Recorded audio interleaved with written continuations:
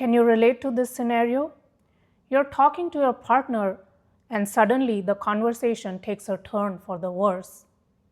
You feel your partner is not only not seeing your perspective, but they are also invalidating it. You sense the beginnings of anger stirring within you, but you try to control it. You don't want to get into an argument, it's the weekend. But suddenly, your partner says something insensitive and you see red. You launch into a tirade, giving them a piece of your mind, not able to stop yourself. Let them know that they are being so inconsiderate and callous you can hardly believe it. And then you walk away to another room and try to settle your emotions, but it seems futile. You are mad at your partner for instigating you, and you're equally mad at yourself for taking the bait. So you start beating yourself up. Why did I get into it? Why did I not ignore him or her? I hate being pushed into a corner. Where are all the techniques when I need them? I really didn't want to get into it. Why was it so easy for me to lose control? I want to be better. And so now you're dealing with two situations: anger at your partner for their behavior and anger at yourself for being angry at your partner. A lot of us find ourselves in situations like these. We want to be more in control of our emotions and impulses so that we can behave in a rational manner. We don't want to behave like a paper bag swept away by winds of emotions, helpless and out of control, feeling battered and bruised in the aftermath. Yet, this is where we find ourselves time and again. Subsequently, we turn on ourselves. Sure, the other person stimulated me, but should I not be able to control myself? What is the matter with me? There is nothing the matter with you. It happens to the best of us. We sometimes are not able to contain our emotions and they spill out of us. In states of heightened emotions, we are not able to access rational thoughts because we are reacting from a place of being hurt, being not understood and not seen. When we are triggered, we are trying to protect ourselves, and in that moment, whoever or whatever is in front of us and is triggering us becomes the one we need protection from.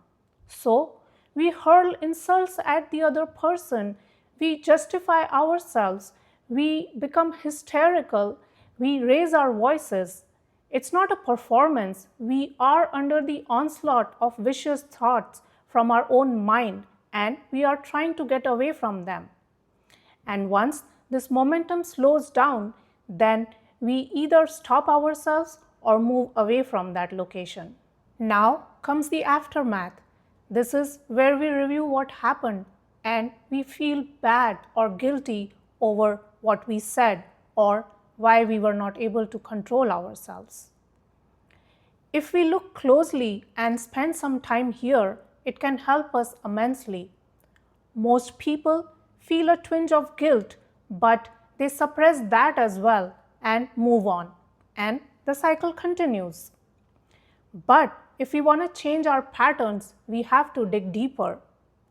Take time once your emotions have settled and review the situation again in your mind, not from a perspective of who was right, who was wrong, and who needs to apologize. Notice what triggered you, specifically what words and behavior. And was it exactly those words and behavior, or did you interpret them to mean something else, or they reminded you of a past event? Either could have happened, but knowing the difference is important.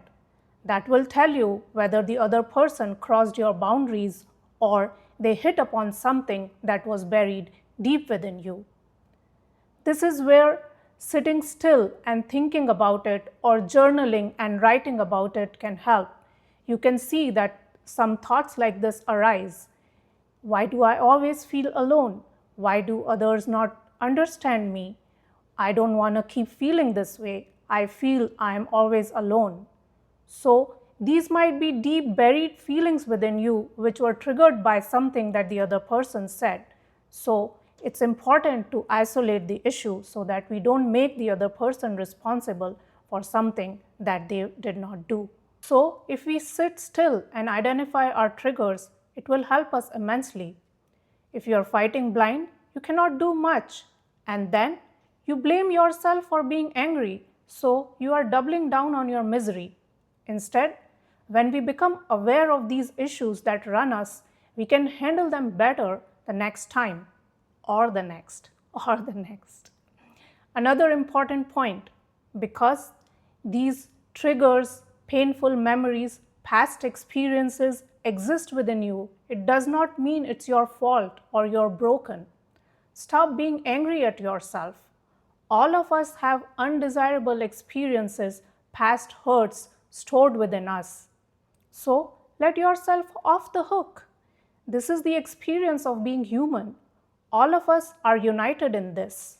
It is better to find constructive ways to deal with the issue rather than berate yourself for having the issue.